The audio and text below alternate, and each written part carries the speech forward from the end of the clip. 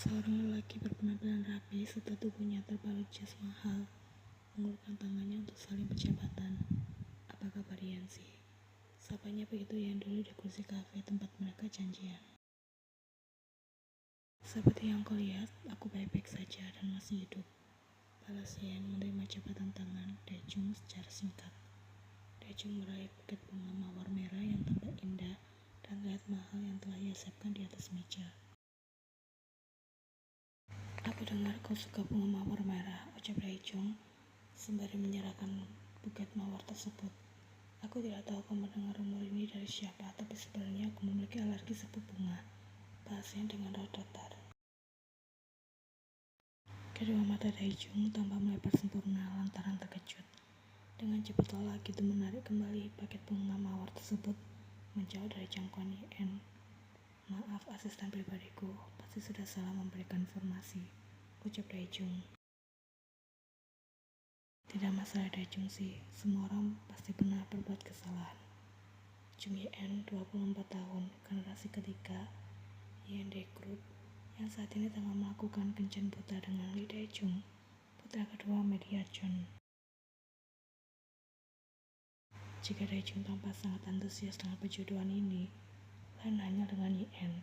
Gadis itu bahkan tak menaruh minatnya sama sekali karena menganggap hal ini terlalu kuno. Di pertemuan pertama mereka seminggu yang lalu, Dae-jung sudah menunjukkan ketertarikannya terhadap Yen. Kakek Yen, Jung Gi-sung, selaku pihak yang menjodohkan, merasa sangat senang dan meminta mereka untuk segera menikah saja. Aku dengar dari kakekku, kau berniat melamarku dalam waktu dekat, ucap Yen tanpa ingin basa-basi lagi. Tuan Ju sudah memberitahumu ternyata, komang Dae-jung. Yen yang bersedia kembali menemuinya di pertemuan kedua mereka adalah sebuah petanda baik, karena biasanya jika gadis telah suka dengan lelaki yang menjadi teman kencan butanya, Yen akan pergi menghilang begitu saja. Bagaimana kalau bulan depan? Tanya Dae-jung dengan penuh semangat. Minggu depan juga tak masalah, jawab Yen. Dae-jung hampir menganggap tak percaya. Gadis generasi ketiga Hyundai Group yang rumahnya sangat sulit didapatkan bahkan didekati, namun dengan mudahnya bersedia untuk segera bertunangan dengan Dae-jung. Padahal sekian rencana dari A sampai Z yang Dae-jung susun untuk bisa mendapatkan Yen, belum satu pun ia lancarkan. Namun Yen malah jatuh ke pelukan lelaki itu dengan sendirinya. Kau serius mau bertunangan denganku? Tanya Dae-jung memastikan. Ya Dae-jung sih, kau pasti terkejut mengapa aku tiba-tiba mau menerima lamaranmu. Padahal selama ini aku selalu menolak lelaki yang hendak kakek jodohkan denganku, jawab Yen. Itu semua karena aku merasa hanya kau yang cocok untuk bersanding denganku, serta menerima segala kekuranganku, lanjutnya. Kau tidak memiliki kekurangan Yansi. Kau adalah gadis yang paling sempurna dari semua gadis-gadis yang pernah aku temui selama ini, balas Dae-jung. Terima kasih Dae-jung sih, aku sangat tersanjung mendengarnya, ucap Yen. Karena kita akan segera menikah, ada seseorang yang ingin aku perkenalkan padamu. Siapa dia? Tanya Dae-jung penasaran. Tunggu sebentar, Yen tampak mengeluarkan ponselnya dari tas mahalnya dengan segera menghubungi seseorang yang entah itu siapa. Kau bisa membawanya masuk ke dalam sekarang, titah gadis itu sebelum mengakhiri panggilan tersebut dan menyimpan kembali ponselnya ke dalam tas. Tak lama kemudian, Kim Sak-jin, asisten pribadi Jung Yen, tampak masuk dengan menggandeng seorang anak perempuan yang mengenakan gaun berwarna merah muda. Kau tunggu di luar saja, asisten Kim. Aku akan menghubungimu kembali setelah semuanya selesai, titah Yen. Sak-jin membungkuk hormat pada Yen sebelum pergi dari hadapan nona mudanya dan meninggalkan sedikit di sana. Serena duduk di bangku rumah, ucap Yen yang dituruti oleh gadis kecil tersebut. Dae-jung tampak terkejut mendengar kalimat yang baru saja diucapkan Yen. Siapa dia? Seru Dae-jung, tak bisa menahan rasa penasarannya lagi. Namanya Jung Yorung, usianya baru 7 tahun. Dia malaikat kecilku, ucap Yen.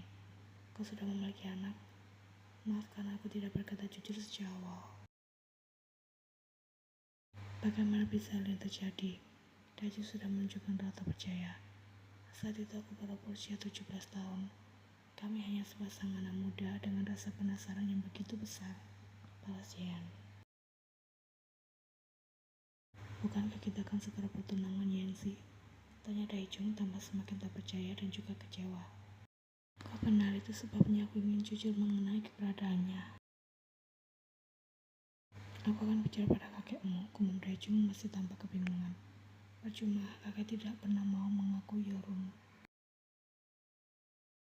Daejeon menghentikan gerakan tangannya yang hendak mengambil ponselnya dari saku jasnya.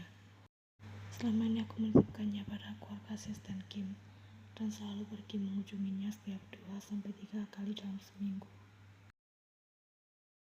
Aku melihat kamu memiliki satu hal yang tidak pernah aku temui saat pergi berkencan dengan lelaki manapun.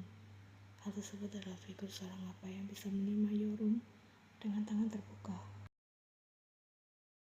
Sejak dalam kandungan hingga sebesar ini, Yorum tak pernah sekalipun merasakan kasih sayang seorang apa. Dia sangat menderita di usianya yang masih begitu kecil, jelasnya dengan raut sedih. Daejeon sudah tampak sangat syok di sana mendengar semua penjelasan Yeon. Ia tak tahu jika gadis ini memiliki masa lalu yang begitu rumit. Setelah mengerti dengan semua yang Yeon katakan, gadis kecil itu mulai menitikkan air matanya. Oh sayang, apa ini melukai hati kecilmu? Maafkan Uma Yoruma. Uma berjanji akan segera menemukan apa yang baik bagimu, yang bisa menerima keadaan kita padanya. Ucap Yeon sembari menghapus air mata di pipi gadis kecilnya. Lihatlah lelaki tampan dan perkasa di hadapan kita saat ini. Mulai sekarang kau bisa membantunya apa? Jung Yeon hentikan sebentar. Daejeon sudah tak tahan lagi hingga membuat beberapa pengunjung kafe menoleh ke arah mereka. Dia kesal tentu saja. Ini sangat konyol. Aku tidak mau menikah dengan seorang gadis yang telah memiliki anak, ucap Daejeon keram. Daejeon sih, kau melukai perasaan putriku. Balasnya dengan delikan sebal, sembari menangkap Yorum ke dalam pelukannya. Aku tidak peduli, pertunangan ini akan segera dibatalkan. Aku tidak akan menikah denganmu, tidak akan pernah. Daejeon segera beranjak dari tempat duduknya dengan raut marah dan pergi keluar. Daejeon sih, dengarkan dulu penjelasanku. Daejeon tidak peduli dan tetap pergi menjauh dengan langkah lebar. Setelah memastikan Daejeon telah melewati pintu kafe, Yeon dan Yorum saling bertatap mata, kemudian senyum keduanya sama-sama mengembang dan semakin lama berubah menjadi tawa. Luar biasa, bakat akting Princess Yorum sudah terlihat semakin meningkat pesat. Puji Yeon sembari mengajak kemas rambut anak berusia 7 tahun itu. Aku mau makan es krim rasa stroberi uni, pinta si kecil. Mari pesan es krim stroberi sebanyak yang kau mau, aja Yeon menuruti. D&D Group berada di urutan kedua dari 10 daftar perusahaan yang bergerak di bidang makanan dan minuman kemasan dengan kapitalisasi terbesar global. Sebagai pimpinan perusahaan yang baru menjalani statusnya selama 3 bulan ini, besar harapan Esung agar yang segera menikah saja.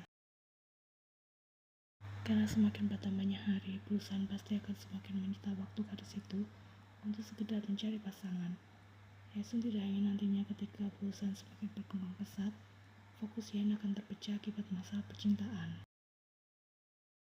Terkadang Yeon tidak mengerti dengan jalan pikiran sang kakek. Yeon tidak ingin menikah di usia muda, masih banyak waktu untuk bersenang-senang. Menikah hanya akan membuat Yeon merasa terbatasi, sementara ia adalah sosok gadis muda pencinta kebebasan. Jangan berikan es krim terlalu banyak padanya, pileknya baru saja sembuh kemarin. Dan Seokjin kesal. Lelaki itu segera masuk ke dalam kafe setelah melihat Daejeon keluar dari sana dengan raut marah. Aku hanya memberikan apa yang Yorum mau sebagai hadiah. Satu porsi es krim tidak akan membuatnya jatuh sakit lagi. Anggap saja ini sebagai makanan penguat imun. Balas Yeon acuh dan kembali tersenyum saat melihat Yorum yang tengah menikmati es krim stroberinya dengan lahap. Princess Yorum, hari ini silakan pesan apa saja yang kau inginkan. Yan Oni yang akan traktir semuanya. Ucap Yan yang dibalas angkuhan oleh gadis kecil itu. Ini sudah kedua kalinya kau menipu para lelaki itu dengan cara yang sama. Setelah ini mari berhenti mengeksploitasi keponakanku. Dia pergi mengikuti kelas akting bukan untuk membantumu dalam hal tipu menipu, melainkan mengasah bakatnya yang sudah terlihat sejak dini. Desa Sokjin merasa kesal. Bakat aktingnya sangat luar biasa. Mari kita segera dapatkan dia sebagai artis cilik. Balas yang antusias. Sokjin mengaku setuju karena hal itu bukan haknya melainkan hak kedua orang tua Yeorum. Katakan pada kakak perempuanmu serta kakak iparmu jika mereka bersedia untuk berubah pikiran dan ingin mendapatkan Yeorum secepatnya. Yan Group siap untuk memberikan support secara penuh pada proses Yeorum, ucap Yan. Katakan sendiri pada mereka dan tidak perlu melibatkan aku, balas Sokjin sewot. Kenapa aku meminta nona muda yang memberikan gaji padamu setiap bulan dalam nominal yang tidak sedikit? Apa kau sudah lupa statusmu adalah asisten pribadiku? Tanya Yan mulai keluar sombongnya. Tidak mungkin tidak sombong jika kalian dilahirkan sebagai generasi ketiga Yan Group. Chung Yan memanfaatkan dengan baik takdir penuh keberuntungan yang digariskan Tuhan padanya. Kau tidak mau segera dapat menjadi hasil princess Yeorum? Tanya Yan sudah mengabaikan Sokjin di sana. Mau, tapi guru Yan bilang keterampilan aktingku belum terlalu baik dan masih perlu berlatih beberapa tahun lagi. Balas Yeorum. Tunjukkan pada Oni yang mana yang namanya Guru Yun. Yan Oni akan membuat ia mengakui kemampuan luar biasamu ini. Ucapnya dengan senyum manis. Namun tatapan matanya penuh dengan ancaman pada sosok guru akting Yeorum yang ingin ia ajak kenalan dalam waktu dekat. Nona Chung, sebaiknya Anda tidak ikut campur urusan yang tidak ada hubungannya dengan Anda. Dengan Sokjin masih kesal, namun lebih banyak menahan diri karena sadar akan statusnya. Mendengarmu bicara formal begini membuatku ingin ketawa, ajak Yan. Apalagi mereka sudah bersama sejak masih berada di usia sekolah.